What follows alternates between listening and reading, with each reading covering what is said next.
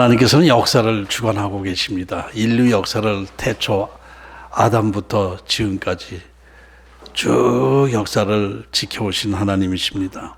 그 하나님께서 이스라엘 민족 아브라함을 선택하셔서 아브라함을 통해서 그 구원의 역사를 쭉 이루어 오셨어요. 그것을 구속사라고 하는데, 그 하나님께서 야곱 때에 팔레스타인 지역과 그 애굽 그 지역 전체에 심한 기근을 내리심으로 해서 이스라엘 부족들이 애굽으로 이주하게 되었죠. 이때 하나님께서 요셉을 미리 애굽으로 보내셔서 총리가 되게 하시고 이스라엘 부족들을 애굽 그 넓은 고센 땅에 자리 잡게 하시고 번성하게 하셨습니다. 이것은 하나님께서 이스라엘 민족에 대한 특별한 구원 계획을 가지시고 그 좁은 가나안 지역에서 그 가나안 토백이들에게 시달림 받고 이렇게 힘들어하고 있는 그 이스라엘 민족들을 넓은 지역으로 편안하게 살게 하시면서 민족을 번성시키기 위한 하나님의 계획이 그 안에 있었던 것입니다. 그리고 이제 시간이 많이 흘러서 요셉과 그 형제들은 다 죽었고 그들의 후손들이 애굽에서 번성하며 400년 가까이 살아가고 있었는데, 그런데 이 역사를 주관하시는 하나님께서는 이스라엘 민족의 또 다른 계획을 가지고 준비하고 계셨던 것입니다. 당시 애굽 지역의 그 역사적 배경을 쭉 살펴보면은 요셉이 죽고 나서 얼마 후에 그 힉소스족이라고 하는 그 팔레스틴 지역 사람들, 힉소스족은 가나안 쪽 사람들입니다. 그 당시에는 이제 이 사람들이 이렇게 이주해서 한 무대기 부족을 형성하면서 살고 있었는데, 그 힉소스족들이 이 애굽 지역으로 와서 한 부분에 자리 잡고 있다가 그들이 강해져 가지고 애굽 족속들을 애굽 정권을 무너뜨리고 이 힉소스족이 정권을 차지하게 됩니다. 그래서 그 애굽 족속들을 그냥 뭐 학대하고 탈취하고 막 이렇게 되는 상황이 벌어졌는데, 그 역사 자료들을 보면은 그 힉소족들은 막강한 군사력을 가지고 애굽 지역뿐만 아니라 팔레스틴 지역까지 전체를 장악하고 있었다고 해요.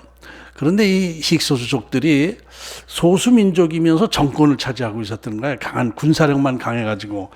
그래서 한 150년 정도 흘러가고 나서 그 애굽 부족 중에서도 강자가 나타나서 애굽 제18왕조라고 하는데, 강자가 나서 그 힉소족 정권을 무너뜨리고 새 정권을 만들게 된 거예요. 18왕조라고 하죠. 이렇게 되니까 이때부터 이스라엘 민족이 고생문이 열리기 시작한 거예요. 왜냐하면은 힉소족도 가나안 팔레스틴 지역 사람이고 히브리 족속들도 가나안 사람들이기 때문에 힉소족이 통치하고 할 때에는 가나안 사람들이 특별히 이렇게 뭐 구박받고 그러지는 않았을 것으로 보여집니다. 그러다 힉소족이 멸망하고 나니까 애굽 족속들은 이제 애굽 그 나일강 주변 부족들이 강하게 연합을 해가지고 강한 국가가 되었어요. 18왕조가 애굽의 전성기라고 봅니다. 가장 강한 연합 국가가 돼 있었어요. 그러니까 그때 이제 이스라엘 후손들이 애굽에서 아주 강성한 민족을 이루고 있었잖아요. 한 200만 명이나 되는 숫자 큰 부족을 하나의 큰 종족이 되어 있었기 때문에 이놈들 가만 놔두게 되면 나중에 또 어느 족속들이 우리를 침범하고 할 때 얘네들이 그쪽 편들면은 우리는 이길 수가 없다 이렇게 생각해서 이스라엘 후손들에게 대한 굉장히 경계심을 갖고 그들을 특별히 관리하기 시작하고 하면서 그 고센 지역 근처 나일강 하류 쪽에 국가 창고를 지으면서 아주 노예화시켜서 아주 특별한 관리를 하게 된 것입니다. 그래서 이스라엘 민족들이 고생을 하게 된 거예요. 이런 그 내용의 배경이 이제 출애굽기 1장에 쭉 나오게 된 것을 제가 그냥 대화식으로 말로 표현한 것인데, 이 출애굽기 1장 8절 이후에 쭉 이런 내용이 나옵니다. 그러나 이 모든 것이 다 지금 이스라엘 백성들이 왜 또 하나님께서 보내신 그 땅에서 편안하게 살지 못하고 고생을 하게 하고 이렇게 하셨나? 역사를 주관하시는 그 하나님의 계획 안에, 구원 계획 안에 다 있었던 것입니다. 이런 상황에서 하나님께서는 모세라는 특별한 인물을 이 땅에 보내시고 그 모세를 통해서 출애굽을 계획하고 계셨던 거예요. 모세 하면은 우리가 너무나 잘 아는 인물이죠. 모세 모르는 사람 어디 있습니까? 출애굽 사건 모르는 사람 어디 있습니까? 예. 모세는 이 구약 성경 인물 중에서 가장 대표적인 인물 딱 한 사람을 뽑으라. 그러면 아브라함보다도 오히려 모세가 더 중요한 인물로 볼 수가 있습니다. 신약 성경에서 대표적인 인물은 누구냐? 바울입니다. 바울입니다. 신약성경에서. 신약성경이 27권으로 되어 있는데 마태복음, 마가복음, 누가복음, 요한복음 쭉 해서 요한계시록까지 27권이 있는데 그 27권 중에서 13권을 바울이 쓴 책이 그 성경으로 되어 있는 거예요. 그러니까 27권 중에서 절반 정도를 사도 바울이 쓴 신약성경이 그것이죠. 그런데 구약성경에서 가장 중요한 핵심은 뭐죠? 모세오경이라고 합니다. 창세기, 출애굽기, 레위기, 민수기, 신명기, 이것을 모세오경이라고 하는데 이것을 모세가 쓴 거예요. 모세, 성경 중에서 가장 핵심되는 부분을 모세가 기록한 거예요. 그 중에서 또 레위기라는 그 성경은 하나님께서 율법을 주신 것을 받아 쓴 것인데 이것이 이스라엘 민족의 헌법이나 마찬가지예요. 헌법이에요. 이스라엘 사람들은 헌법을 정할 때 레위기를 중심으로 해서 헌법을 쭉 정한 거예요. 헌법이 된 거예요. 그만큼 모세의 구약 성경 역사 안에서 모세의 위치는 중요한 위치를 갖고 있는 것입니다. 그리고 또 예수님 오시기 전에 이스라엘 사람들이 메시아 오기를 얼마나 대망했습니까? 그러니까 메시아 대망 사상이라고 하는데 예수님 오실 때쯤에서 누구나 다 메시아 오시기를 기다리고 있었어요. 그것이 로마 정부의 핍박을 받고 헤롯, 에돔 족속의 후손인 헤롯이 정권을 또 국내 정권을 잡고 있고 이런 상황 속에서 로마의 지배를 받고 있으면서 메시아가 오시기를 그렇게 기다리고 있었잖아요. 이스라엘 백성들이 그랬어요. 모세 때도 그랬던 거예요. 모세 때도 하나님께서는 언젠가 너희들을 이 애굽 땅에서 벗어나서 가나안 땅으로 보내줄 것이다라는 하나님의 약속이 있었는데, 그런데 지금 애굽 족속들에게 애굽 정권의 핍박을 받고 노예 생활하고 힘든 상황 속에서 이게 언제 하나님께서 메시아를 보내서 우리를 가나안 땅으로 보낼 것인가, 이것을 간절히 기다리고 있을 때에 하나님께서 모세를 보내신 거예요. 그러니까 모세와 예수님과는 어딘가 이렇게 같이 합쳐진 부분이 많습니다. 모세가 태어날 때는 이스라엘 족속들이 중에서 아기를 낳을 땐 사내 아이가 되면은 죽이든지 갖다 버리든지 나일에 갖다 버리든지 하나 이렇게 죽이도록 돼 있을 때 모세가 태어났잖아요. 그 예수님도 그래, 예수님 태어날 때 헤롯이 메시아를 거부해가지고 이 베들레헴 근처에 태어난 아이는 다 죽이라 이래가지고 예수님의 부모 요셉과 마리아가 아기 예수를 데리고 애굽으로 피신해서 4년간 있다가 그 헤롯 1세가 죽었다는 이야기를 듣고 다시 가나안 쪽으로 올라와서 나사렛으로 와서 나사렛에서 자리 잡고 산 것이 이제 예수님이 나사렛 예수가 된 것입니다. 그러니까 모세도 태어날 때 다 죽이라고 할 때 살려주신 것이고, 예수님도 다 죽이라고 할 때 예수님을 살려주신 거예요. 그거 다 비슷한 그 맥락이 그렇게 돼 있습니다. 그래서 오늘 히브리서 본문을 가지고 모세의 그 출생 과정과 믿음에 대해서 같이 묵상하려고 하는데, 오늘 본문 히브리서 23절을 보면은 모세의 부모에 대한 믿음을 먼저 설명하고 있어요. 믿음으로 모세가 났을 때 그 부모가 아름다운 아이임을 보고 석 달 동안 숨겨 왕의 명령을 무서워하지 아니하였으며, 이렇게 먼저 모세의 부모에 대한 믿음을 기록하고 있는데, 출애굽기 2장에서는 이 장면을 이렇게 기록하고 있어요. 그 여자가 임신하여 아들을 낳으니 그가 잘생긴 것을 보고 석 달 동안 그를 숨겼으나, 히브리서에서는 그 부모가 아름다운 아이임을 보고 이렇게 석 달 동안 숨겼다고 했는데, 출애굽기에서는 잘생긴 아이를 보고 석 달 동안 숨겼다 그랬어요. 이게 잘생긴 아이, 아름다운 아이라고 이렇게 비슷한 표현을 했는데, 이 원어적으로 보면은 이게 히브리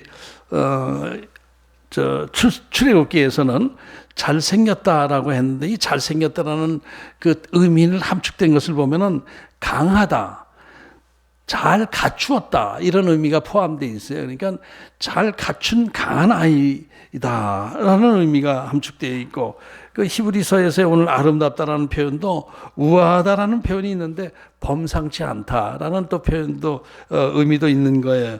그래서 이것은 그래서 모세의 부모는 이 모세가 태어날 때, 이게 보통 아이가 아닌데, 얘는 범상치 않은데, 얘는 분명히 하나님의 어떤 뜻이 갖고 태어난 아이야, 이런 것을 감지했다는 그런 표현이 되는 것입니다. 그러니까 당시 이스라엘 종족들은 하나님께서 약속하신 대로 언젠가는 가나안 땅으로 가게 될 것인데, 지금 이런 핍박받고 있는 상황 속에서 어느 누군가가 메시아적 우리 구원자, 메시아는 구원자니까 구원자가 태어나야 구원자를 보내주셔야 우리가 가나안 땅으로 갈 수 있는데, 언제 보내주실 것인가 이것을 기다리고 있는데, 자기가 아기를 낳고 나니까 보니까 얘가 이게 범상치 않거든요.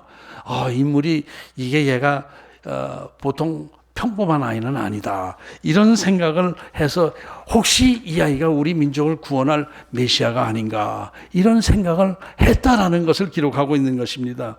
이것을 보면은 모세의 부모 아므람과 요게벳이죠. 엄마가 요게벳인데, 하나님의 약속을 이 사람들도 굳게 믿고 언젠가는 하나님께서 우리를 가나안 땅으로 보내주실 것이다, 그 약속하신 대로 이루어질 것이라는 믿음을 갖고 있었습니다.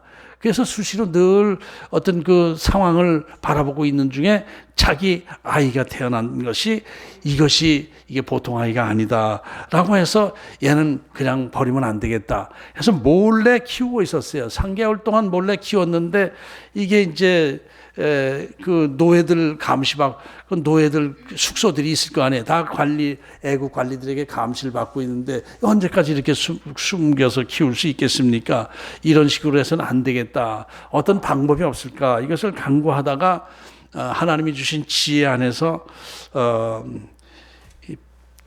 아기를 갈대 상자에 실어서 나일강에 버리는데, 그냥 흘러서 떠내려가게 버린 게 아니고, 성경을 가만히 보면 갈대 숲 사이에 이 갈대 상자를 놔둔 거예요. 갈대 숲 상자에 가서 어디 흘러가지 않고 거기 있는 거예요. 그러니까, 그리고 그 누나 미리암이 계속 이게 어디로 흘러가지 않게 감시하고 있었던 거예요. 또 흘러가면 또 붙잡아 놓고 이 갈대에 걸리게 해놓고, 이렇게 해서 또 필요하면 또 몰래 젖도 먹이고 아마 이렇게 하면서 있었을 거예요.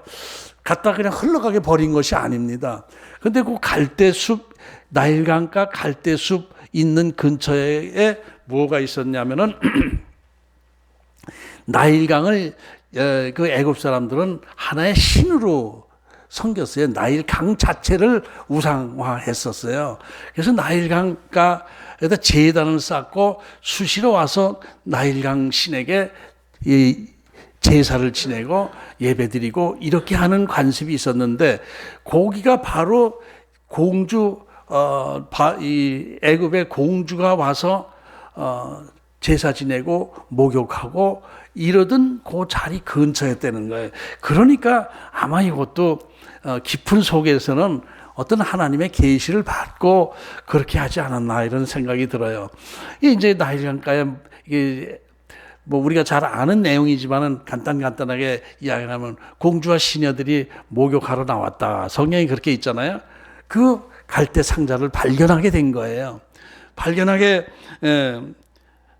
되었을 때에 이제 미리암이 거기 숨어 있다가 이렇게 해서 넘겨주고 하는 그 장면이 있는데, 이 갈대 상자라는 말은 히브리어로 테바라는 단어예요. 갈대 상자. 상자라는 말이 테바예요. 테바. 우리 창세기 강의할 때 들은 기억나십니까? 노아의 방주를 설명할 때 그 방주 이름이 테바였어요. 테바. 상자. 배가 아니고 상자였어요. 노아의 방주는 테바였어요. 그런데 이 갈대 상자도 테바입니다. 그러니까 갈대 상자나 노아의 방주나 같은 의미가 있어요. 구원의 상자라는 의미가 있는 거예요. 그래서 이것은 예수님 때 십자가와 연결을 시켜가지고 비교되어서 노아의 방주, 모세의 갈대 상자, 예수님의 십자가, 이것은 다 구원을 상징하는 도구다. 이렇게 우리가 보고 있습니다. 그러니까 이 갈대 상자는 구원의 상자였어요. 하나님의 뜻 안에서 갈대 상자가 결국 모세 바로의 공주의 눈에 띄게 되어서 그것을 저것을 갖고 와봐라, 저 상자 갖고 와라, 뭐냐 저게. 그래서 이렇게 해서 열어보니까 아기가 울고 있었던 거예요. 근데 만약 이 공주가 정말, 이 어떤 학자는 이 공주가 아기를 낳지 못해서 왕자를 낳고 싶은데 낳지 못해가지고 수시로 그 나일강 재단에서 나일강 신에게 아기 좀 보내달라고 기도를 하고 있었을 것이다 이렇게 보는데, 만일 그랬다면 거기서 나일강가에서 이 하나님이 아니고 왜 하나님이라고 그러려고 그래. 나일강 신이시여, 나에게 아기 좀 보내주세요. 아기 좀 낳게 해주세요. 아기 좀 보내주세요. 그러고 기도하고 있는데 저기서 갈대 상자가 눈에 띄고 아기가 갓난아기가 울고 있었다면은 그 공주의 마음속에 어떤 생각이 들까? 아, 나일강 신이 내 기도에 응답하셔서 지금 이 아기를 보내주셨구나. 이렇게 생각이 되지 않겠습니까? 믿음 있는 공주라면은, 나일강 신에게 대한 믿음이 있는 공주였다면 그렇게 생각이 되었을 거예요. 그러니까 한 아기가 있는데 그때 마음에 퍼뜩 와닿는, 이 아이는 나일강 신이 나에게 보내주신 것 아니냐 이렇게 해가지고 시녀들한테 이 아이를 내가 키워야 되겠다 이렇게 한 거예요. 그래서 키워야 되겠다라고 할 때 저쪽에서 한 10살 남짓한 어떤 소녀 어린아이가 살살살살 오더니 공주님 제가 아는 유모가 있는데 유모를 소개시켜 드릴까요? 그렇게 얘기를 하는 거예요. 야, 그러니까 공주 생각에, 야, 이 아기를 나일강 신이 보내주시고 나서 유모까지 예비해 놓으셨구나. 이런 생각이 들어서, 그래? 데려와 봐라. 소개시켜 봐라. 이래서 미리암이 자기 친엄마, 모세의 친엄마를 소개시켜 준 거예요. 유모로. 그래서 이 모세의 친엄마는 모세를 유모의 자격으로 키우게 된 것이죠. 이 스토리는 그야말로 한마디로 하나님의 계획에 따른 드라마였었죠.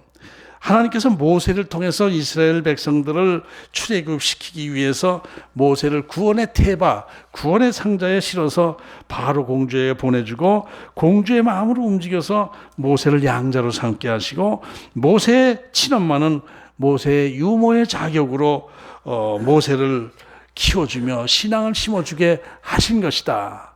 이게 전체가 하나님의 계획 안에서 있었던 것이다. 이렇게 볼 수가 있는 것입니다. 그러니까 하나님의 계획은 우리 인간의 생각으로는, 머리로서는 전혀 이해할 수 없는, 어떤 상상도 할 수 없는 그 방법으로 하나님의 역사는 이루어져 나가고 있는 거예요. 이렇게 해서 어렸을 때 모세는 궁전에서 양어머니 바로 공주 밑에서 왕자로서의 여러 가지 훈련을 받게 되죠. 스데반이 설교할 때 그런 내용이 있죠. 많은 것을 배우고 아주 능력 있는 자가 되었다 이렇게 표현하고 있는데, 당시 애굽의 문화는 세계 최고의 문명을 가지고 있지 않습니까? 이때에 모세 때에 이미 피라미드가 다 지금 그 대피라미드 다 있을 때예요. 그러니까 그런 정도 건축할 수 있는 건축 능력이 있었고 문명이 최고로 발달한 곳이었습니다. 그러니까 이 모세는 왕자로서 나라를 다스리는 지도력도 배웠을 것이고 과학 지식도 배웠을 것이고 건축 그런 기술도 배웠을 것이고 또 무술과 병법도 배웠을 것이고 이렇게 해서 아주 유능한 왕자로 성장했던 것입니다. 한마디로 모세는 나라를 다스릴 수 있는 모든 지식과 능력을 갖추어 놓았을 것이다 이렇게 볼 수 있는 것입니다. 그런데 모세에게는 이 교육만 받은 것이 아니에요. 애굽의 역사와 문화 등 애굽의 그 문명 문화를만 배운 것이 아니고 모세에게는 또 유모가 있어요. 또 능력 있는 유모가 있어서 그 유모로부터 히브리 민족의 뿌리와 역사에 대해서 쭉 이야기를 들었을 것입니다. 히브리인들의 조상인 아브라함과 이삭과 야곱, 요셉에 대한 이야기 다 들었을 것이고 무엇보다도 이들에게 나타나셔서 길을 인도해 주시고 계획하시고 애굽에 자리 잡게 하신 여호와 하나님에 대한 이야기도 자세히 들었을 거예요. 그러면서 모세의 친엄마가 어떻게 얘기를 했겠습니까? 사실 나는 내 유모가 아니라 하나님께서 너를 통해서 출애굽시키기 위해서 나에게서 너를 태어나게 했다. 나는 네 친엄마다. 그러면서 갈대 상자에 네가 버려졌지만은 그 공주의 눈에 띄게 하나님께서 해주셔서 이제 너는 공주의 양자가 되어서 애굽 문화의 모든 것을 배웠다. 너는 능력자가 되었다. 그런데 그 너에게 주신 그 능력은 무엇이냐? 하나님께서 너를 통해서 우리 히브리 민족을 출애굽시키기 위해서 너를 키워주신 것이다. 그러니까 너는 이스라엘 민족을 출애굽하기 위해서 태어난 존재이기 때문에 애굽의 왕자로서만 네가 생각하지 말고 이 히브리 민족을 출애굽시키는 사명 안에서 네 미래를, 네 정체성을 알고 네 미래를 계획해야 된다. 이런 교육을 계속 해 주었을 거예요.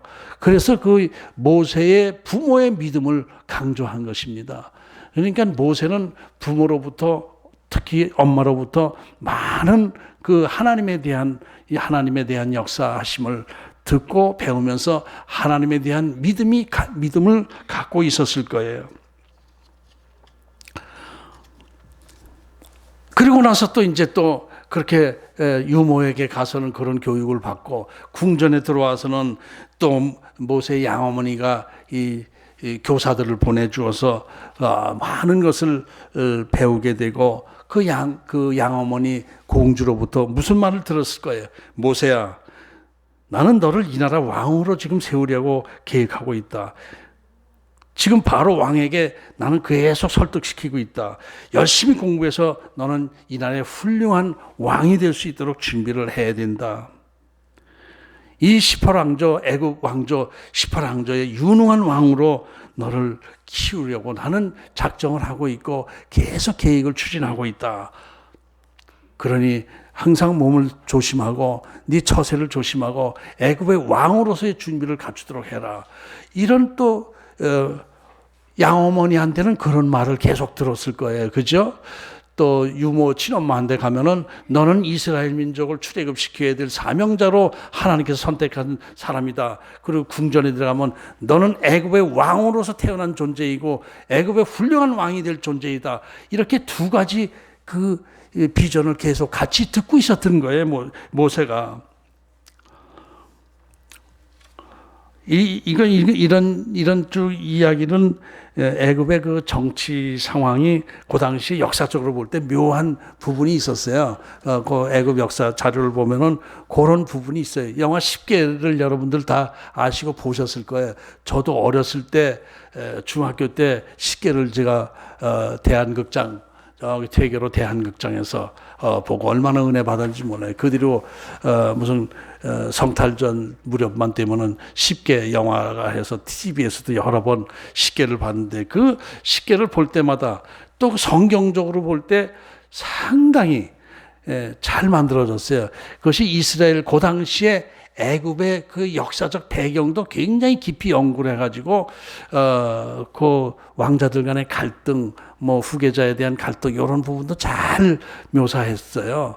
그래서 그것이 찰톤 헤스턴과 율브린너의 갈등, 왕자들 간의 갈등으로 이렇게 표시되고 있는데 그 역사적 근거가 어느 정도 있어요. 그게 참 잘 만들어진 영화라고 생각이 됩니다. 쉽게는. 어쨌든 바로 공주는 모세를 왕으로 삼으려고 치밀하게 계획을 하고 있었고 또 모세의 친엄마는 모세를 네가 출애굽의 구원자로서 사명을 감당해야 된다는 얘기를 듣고 있고 양쪽 말을 듣고 있었어요. 그런데 여기서 한번 생각해 봅시다. 모세의 입장에서 양엄마는 너는 이 큰 나라 시퍼랑조 애굽의 강한 애굽의 왕이 되어야 될 존재야.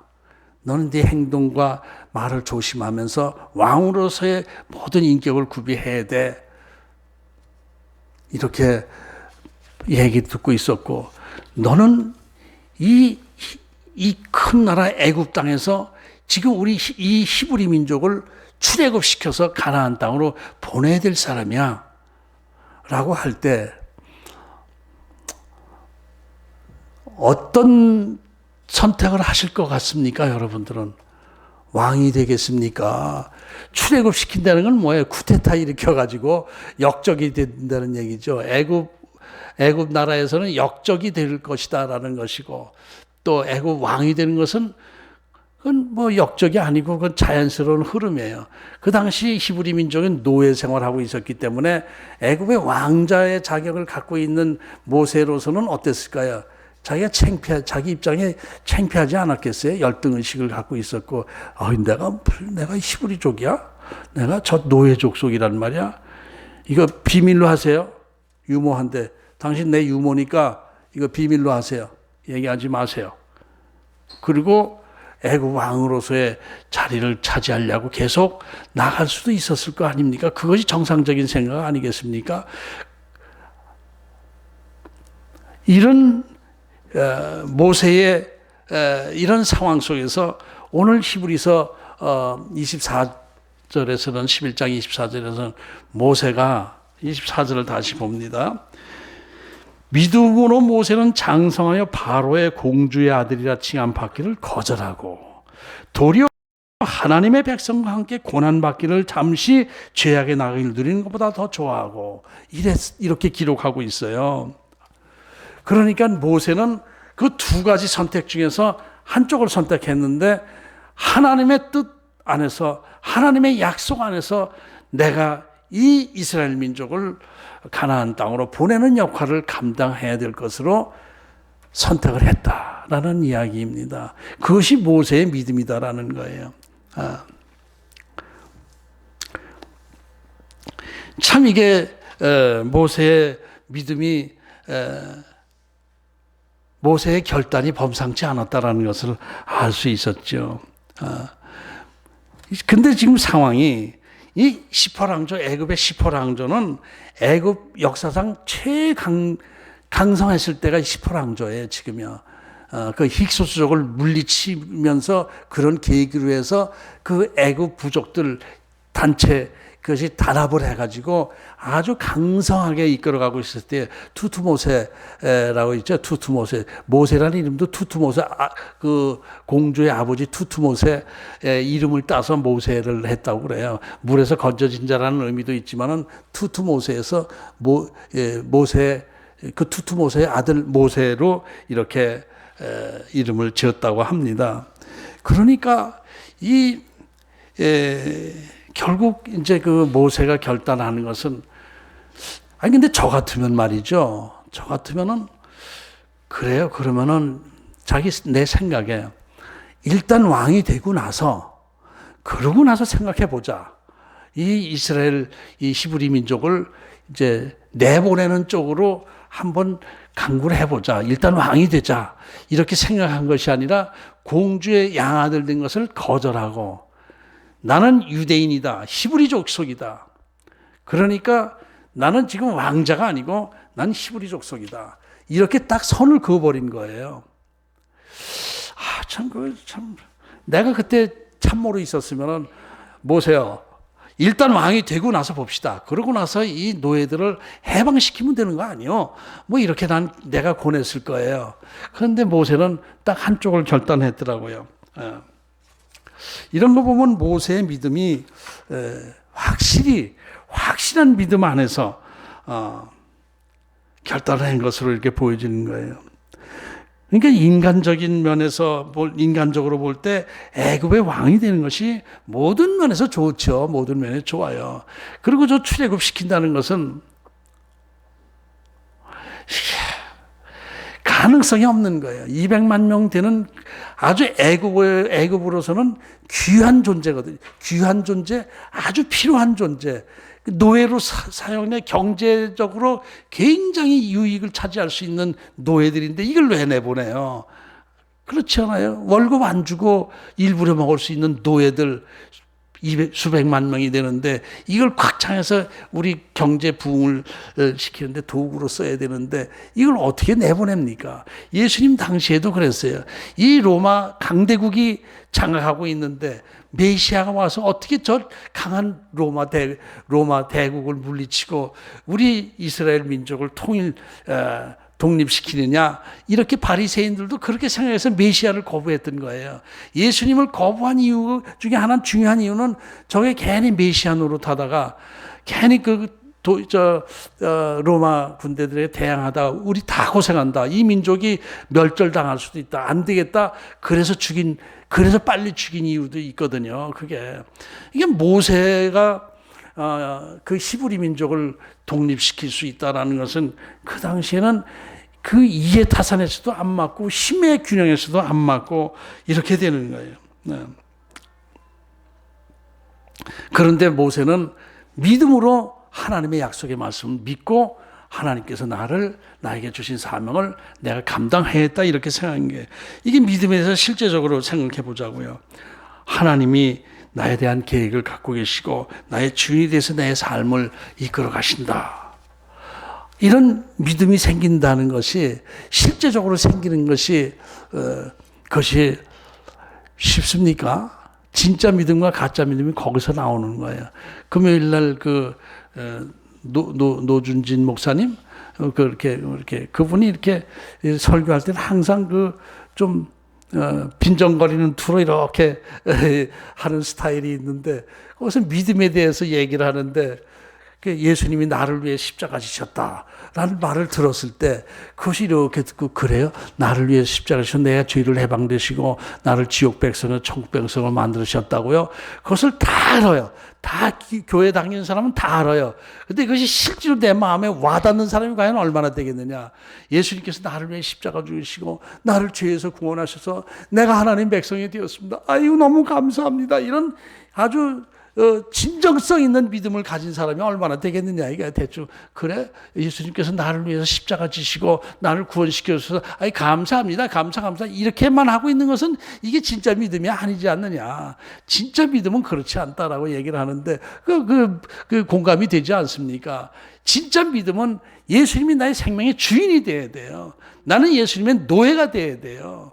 그 예수님의 말씀이라면 죽으려면 죽는 흉내라도 내는 그런 믿음을 가져야 되는 게 진짜 믿음이죠. 근데 지금 우리들의 믿음이 그렇습니까? 그냥 할렐루야 감사합니다. 성탄절 되면은 아기 예수님 막 자랑하고 즐겁게 놀고 예수님께서 나를 구원하셨다 뭐 이러고 있는데, 진짜 내 생명의 구원의 주인이라면은 그런 마음이 안 들죠. 예수님이라면 그냥 무릎 꿇게 되죠. 그냥 자연히 꼼짝 못하게 되는 것이죠. 그 모세도 그 엄마로부터 친엄마로부터 그런 얘기 들었을 때 그래 뭐 하나님이 뭐 그랬다 그랬으면 왜 여기 와서 노예 생활을 시키고 그래? 하나님이 진짜 뭐 계시다면 그랬을까? 이렇게 생각할 수도 있었지 않겠어요? 근데 모세는 하나님이 주신 믿음 안에서 그것을 확실히 믿고 있었던 거예요. 그것이 모세의 믿음이다. 우리의 믿음을 여기서 생각해 보십시다. 우리의 믿음이 내가 정말 실제적인 믿음을 갖고 있나? 내가 정말 예수 그리스도의 내 생명의 주인인가? 내 생명의 주인이 예수님이신가? 아니면 내가 내 주인으로 살고 있는가? 이것을 생각해 봐야 돼요. 그런 진짜 믿음을 가지고 있기 때문에 모든 내 삶의 선택이 늘 하나님 기준으로 선택을 하게 되는 거예요. 하나님 중심으로 선택해야 되는 거예요. 내 삶을 중심으로 선택하는 것이 아니라 모든 내 선택할 때 이게 하나님의 뜻인가? 하나님이 원하시는가? 이것을 기준으로 해서 하나님 중심으로 판단을 해야 될 거예요. 실제로 우리 삶 가운데 이런 여러 가지 갈등의 요소가 있습니다. 삶 가운데. 내가 지금 직장을 잃고 이제 막 어려운 상황에 처했어요. 끼니가 없는 상황이었어요. 아주 먹고 살기 힘든 상황에 있어요. 그런데 좋은 직장이 생겼어요. 그런데 좋은 직장이 생겼는데 이 직장 생겼는데 문제가 뭐냐면 주일날 근무를 해야 되는 거예요. 이게 주일날 계속 근무를 해야 되는 거예요. 그럴 때 진짜 믿음이 있는 사람은 암만 내가 생활이 어려워도 암만 내가 지금 삶의 핍박을 받고 있다 하더라도 예배드리지 못하는 그런 상황 속에서 저는 선택할 수 없습니다. 하나님 다른 좋은 직장을 허락해 주실 줄로 믿습니다. 이렇게 생각하겠죠. 그죠? 그렇죠. 그런데 솔직히 지금 끼니가 없는 상황에서 직장이 생겼는데 일단 주일날은 근무를 해야 되면 일단 다니면서 상황을 좀 어떻게 보자 이렇게 생각할 수도 있지 않겠어요? 이게 사실 힘든 상황입니다. 모세의 판단 결정이 쉽지 않은 거예요. 그러니까 암만 어려워도 나는 하나님께 예배드리는 것은 내가 죽어도 그것은 지키겠습니다. 이렇게 하면서 기도하며 기다릴 수 있는 그런 믿음, 이런 믿음을 모세는 가지고 있었던 것이죠. 말하자면은 왕을 시켜준다는데 일단 그거부터 차지하고 나중에 보지 왜 그 결단을 했습니까? 얼마 전에 다니엘 기도회 때 어떤 의사가 잘 나가던 의사였어요. 그런데 다 재산 정리하고 기도 중에 선교사로 나가라 하는 하나님의 말씀을 듣고 잘 나가던 의사 대학 의대 교수직까지 다 내려놓고 아프리카 선교사로 가서 굉장히 고생하면서 한 거 기억나시죠? 그럼에도 불구하고 자기는 기쁨으로 하나님의 사명을 감당하고 있습니다. 이러고 있는 그 의사의 간증을 보면서 나는 부끄럽더라고요. 저런 결단의 믿음이 나에게 과연 있는가 이런 생각이 들더라고요. 성경에서도 이 선택 하나님 중심으로 선택하느냐 내 중심으로 선택하느냐의 결과에 따라서 망한 사람이 있고 흥한 사람이 있잖아요. 그 망한 사람의 대표가 롯입니다. 롯. 그것은 눈에 보이는 그 좋은 환경 그쪽으로 들어가서 망했죠. 아브라함은 그렇게 양보하고 헤브론 산지로 들어가서 하나님의 뜻을 이루었죠. 그러니까 하나님께서 아브라함을 쓰시고 롯은 버리신 거예요. 또 신약에서 대표적인 것, 잘 나가는 세상에서 잘 나가는 사람입니다. 가문도 좋고 배운 것도 많고 또 바리새인 중에 바리새인이고 로마 시민권을 가졌어요. 그런데 예수님한테 붙잡히고 나서 그 모든 것 사회적 모든 좋은 조건은 다 이것은 배설물이다. 아무것도 아니다. 복음을 위해서 나는 내 목숨을 바치겠습니다. 이렇게 한 것이 바울입니다. 그 바울의 선택. 그래서 성경의 주인공 13편을 쓴 주인공이 바로 바울 아니겠습니까? 바울은 자기를 희생해서 그냥 바리새인으로서 이스라엘의 어떤 상류층 사람으로서 로마 시민권자로서 살면은 평생 편안하게 랍비로서 아주 대우받으면서 살다 죽었을 거예요. 유대교 랍비로서. 그런데 그거 다 버리고 핍박받으면서 예수님의 복음을 전하고 핍박받고 전하고 하다가 순교당했잖아요. 이 바울의 믿음, 이것은 하나님 앞에 큰 상을 오늘 여기 26절에 그리스도를 위하여 받는 수모를 애굽의 모든 보화보다 더 큰 재물로 여겼으니 이는 상주심을 바라봅니다. 그리스도라는 이름이 나왔는데 모세가 뭐 그리스도를 알았겠습니까? 그러나 하나님의 뜻 안에서, 예수님의 뜻 안에서 그렇게 선택한 건 하나님으로부터 상 받을 것이다라는 믿음을 가지고 있었다는 거예요. 사도 바울이 그 표대를 향해서 죽어도 표대를 향해서 나가겠습니다. 상주심을, 멸관을 상주심을 바라고 나간 바울의 믿음, 요셉의 믿음, 다 공통적인 믿음이죠. 이런 믿음을 우리가 가지고 하나님으로부터 상 받는 저와 여러분 되시기를 바랍니다. 내 믿음이 과연 어떤가? 내 믿음의 실체는 어떤가? 나의 정체성은, 믿음의 정체성은 과연 진짜 믿음인가? 거짓 믿음인가? 형식적인 믿음인가? 인간적인, 육신적인 유익을 택하느냐? 영적인 유익을 택하느냐? 세상 사람으로부터 상 받기를 원하느냐? 하나님으로부터 상 받기를 원하느냐? 어느 것을 선택하실지 깊은 묵상과 기도를 통해서 믿음이 새로워지시기를 주의 이름으로 축복합니다.